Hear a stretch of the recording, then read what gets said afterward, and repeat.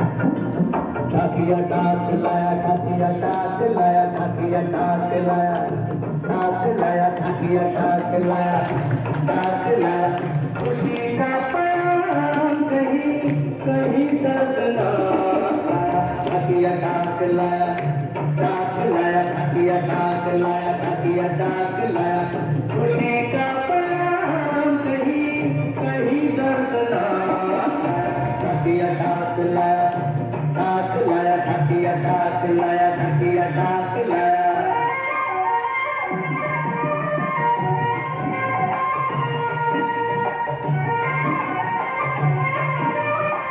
देखो आदिपुर माशी को करार पाई है, मामा फूले ने अब मगर मजबूरी है, बच्चों का में खाना आपका जरूरी है। दादा तो गुजर गए, दादी बीमार है, नाना का भी तेरवा आते सोमवार है। छोटों को प्यार देना, बड़ों को नमस्कार, मेरी मजबूरी समझो कारक होता। शादी का संदेशा तेरा है सोमनाथ लाया, ठाकिया टाक लाया, टाक लाया, ठाकिया टाक लाया, ठाकिया टाक लाया।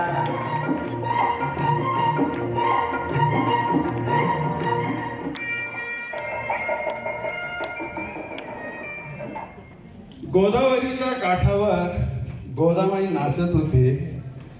वालदेवीच्या अंतरंगातून ह्या व्यासपीठावरती काय चाललंय ती बघत होते. कवी कुसुमाग्रजांच्या नगरीत आज एक कवयित्री आहे. त्या कवयित्रीने काय कविता म्हटल्या, कान्हाजवळ नेलं परवाच खानदेशच्या माते कानबाईचा कार्यक्रम जोरात सुरू आहे. आणि गोदाबाईला म्हटलं महिन्यांचा कार्यक्रम आहे, आपल्या पत्रवारीची काय गरज आहे. गोदाबाईने सांगितलं, अरे श्रावणचा महिना आहे आणि श्रावणच्या महिन्यामध्ये श्रवणीय असे श्रावण मासी कहाणी असते. आजची आपली पत्रवारी ही पत्रवारीची नाही, ही कहाणीची पत्रवारी आहे. कहाणी ऐकल्याशिवाय उठता येणार नाही, कहाणी पूर्ण ऐकल्याशिवाय जेवता येणार नाही.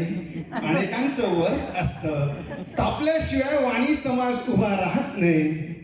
कार्यक्रमाला वेळ जरी असला आणि वेळ जरी झाला, तापल्याशिवाय तुमचं नाणं खणखणीत होत नाही. सध्या फास्टफूडचा जमाना आहे, रुजायचं नाही, भरायचं नाही. आणि हीच डिजिटलच्या जमान्यामध्ये हा पत्रांचा गठ्ठा गोदाबाईने पाठवला. गोदाबाईला म्हटलं, एक पत्र घेऊन जाताना नाकीत येतं, अब्बा बाबा हा एवढा पत्रांचा गठ्ठा. गोदाबाई बोलले, नवहितगुज मंडळाने तेच केलं. नुसती नाशिक पुरता स्पर्धा ठेवली नाही, महाराष्ट्रभर आणि भावना पत्राच्या द्वारे लिहायला लावल्या.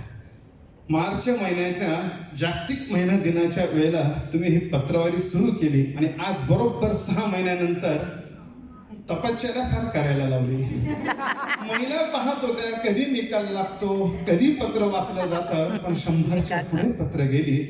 कारण इतक्या भावनेने लिहिलेली पत्र एवढं घाईघाईत वाचून सांगणार नाही. कारण ज्यांनी ही स्पर्धा ठेवली त्या व्यक्तिमत्वाचं नाव प्रतिभा. प्रतिभाला विवेकाचं कोंदण असलं ती काय पाहायचं का.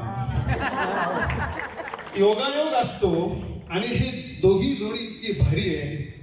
योग कसा साधायचा, मुहूर्त कसं साधायचं, व्यासपीठ कोणतं, जागा कोणती, श्रावण मास कोणता, कहाणी कोणती, वेळेत बोलवायचं कधी, एका याच्यावरून तीर किती मारावे हे यांच्याकडून शिकावं.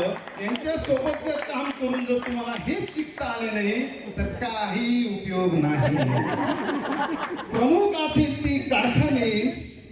आणि गोदाबाई बोलले, कारखाना समजतो का, शब्दांचा कारखाना, पत्रांचा कारखाना, आयोजकांचा कारखाना. म्हटलं गोदाबाई तूच बोलावं आणि आम्ही ऐकावं. डिजिटलच्या जमान्यामध्ये गोदाबाईने हा पत्रांचा गठ्ठा दिला आहे. तुमच्या सर्वांच्या साक्षीने प्रतिभावंत प्रतिभाशाली वहिनींना हा गठ्ठा देतो आणि त्यांना सांगतो की तुमच्या हस्ते हा पत्रांचा गठ्ठा द्या. आणि जी नावं आलीत आणि त्या नावाने हा पत्र आपण देऊया. पांजरेची लेक आहे, गोदावरीच्या काठावर नाचते बागडत्या. आणि खरं गोदामाईची पत्रवारी लाडशाकी वाणी समाजात जर गाजवली या दोघं नवरा बायकोंनी. माहेर वाशिन पिंपळनेरला 550 माहेर वाशिनचा कार्यक्रम होता. त्यावेळेला गोदाकाठचा पत्रवारी तिथे येऊन नाचला. संस्कार वाणीचा कार्यक्रम होता कालिदास कला मंदिरामध्ये. आम्ही काय उद्योग केले ते फक्त विवेकजींना आणि आम्हालाच माहित आहे. संपूर्ण अंधार, ड्रेस अफुता, पोस्टात गेलो, कसा ड्रेस आणला, कसे कॅमेरे मारले, कसा अंधार केला आणि त्याच्यात ती पत्रवारी केली.